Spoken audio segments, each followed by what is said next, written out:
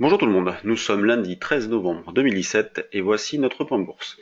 Vendredi, les marchés américains ont terminé quasi inchangés puisque le Dow Jones a perdu 0,17%, le S&P 500 a perdu 0,09% et le Nasdaq a pris 0,01%, donc beaucoup de prudence du côté des États-Unis.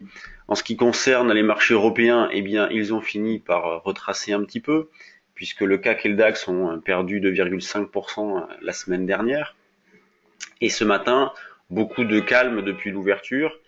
Les marchés ne bougent pas beaucoup, donc regardons le CAC de plus près. Petit retracement depuis l'ouverture. On aura une petite zone d'achat proche autour de 5375. Mais vraiment, voilà, il faut considérer que la zone d'achat pour ce début de séance se situe autour de 5365-70. Et maintenant, on va être très attentif à ce qui va se passer pour se faire une idée précise du contexte. Est-ce que le marché peut s'arrêter dans cette zone-là? Nous, on avait comme retracement, comme objectif de retracement la zone des 5360-80. Et bien, ce niveau-là, cette zone-là a été atteinte. Donc maintenant, on va être attentif à ce qui va se passer pour se faire une idée du contexte. Mais pour l'instant, tout va dans le sens d'un arrêt, donc on va surveiller ce qui se met en place, notamment sur les actions. Ce matin, on constate une petite divergence entre le CAC et le DAX, puisque vous voyez que le DAX, lui, est sur ses plus hauts depuis l'ouverture, alors que le CAC est revenu un petit peu en arrière. C'est pas bien méchant. Et qu'est-ce qui explique cette divergence-là? Eh bien, les bancaires, nous y reviendrons tout à l'heure. Le DAX, eh bien, la zone d'achat pour lui se situe autour de là, les plus bas de vendredi, au-dessus des 13 110. Donc vraiment, il faut naviguer à vue, puisqu'il n'y a pas de sens prioritaire marqué, il n'y a pas de tendance claire. Il faut se contenter de capter de petits écarts. Autant lorsque le marché était un cran au-dessus, on insistait davantage sur les prises de position. Là, il faut vraiment naviguer à vue. Pour ceux qui souhaiteraient jouer un rebond dans une optique un petit peu plus moyen terme, eh bien, il faut regarder du côté des options.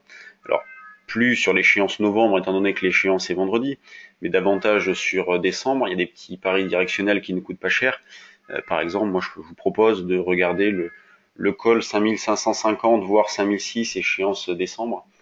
C'est vraiment pas cher du tout, notamment voilà le 5550 actuellement, on peut l'acheter autour des 14, donc 14 points. L'eurodoll est revenu un petit peu en arrière par rapport à son point haut de la fin de semaine dernière. Donc sur l'euro-dollar, on cherche toujours à vendre sur rebond, chose que l'on a pu faire la semaine dernière à plusieurs reprises. Et pour ce matin, eh bien, on va reprendre les plus hauts de vendredi, donc là, c'est la zone des 1,1670-80 pour vendre, pour jouer un retour dans un premier temps sur les niveaux de prix actuels, donc la zone des 1,1640 et pourquoi pas le niveau en dessous important, c'est la zone des 1,16. Donc toujours vendeur sur l'euro-dollar et le niveau d'information reste le même puisque c'est un 18,60 cassé.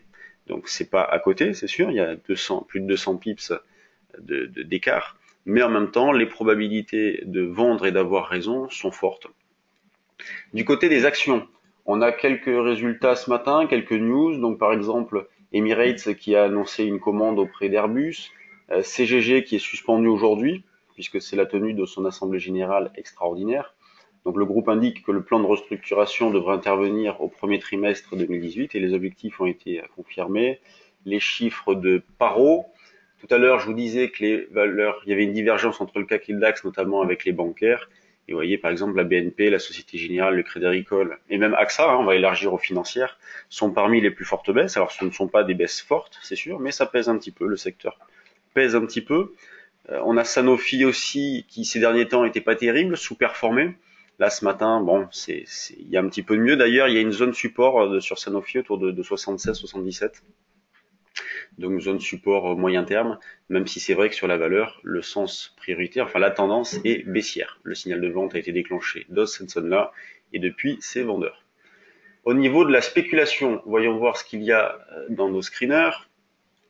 Donc, on a Beneteau qui a ouvert qui ouvre en hausse, un petit gap, elle prend quasiment 4%. Bilandir, ça c'est une valeur qu'on a émise sous surveillance au niveau du trade du jour. On voulait en acheter sur les 10-23, mais voilà, on n'y est pas retourné. Donc c'était après le 8, on l'avait proposé, mais la valeur n'est pas retournée chercher ce niveau de prix, c'est dommage.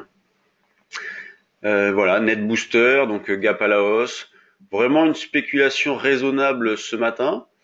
Euh, Ce qui indique que bon, le moral reste correct, il n'y a pas non plus un vent de folie, tout le monde est très prudent. voilà, on attend. Après le retracement de la semaine dernière, on se pose tous la même question, est-ce qu'il va y avoir un relais vendeur ou non? Pour l'instant, on constate que le contexte est identique à ce qui s'est passé précédemment, juste qu'on est un cran en dessous. Donc il y avait un marché hésitant autour des 5005 et maintenant on retrouve un marché hésitant autour des 5004. Bonne séance à tous et à demain pour notre nouveau plan bourse.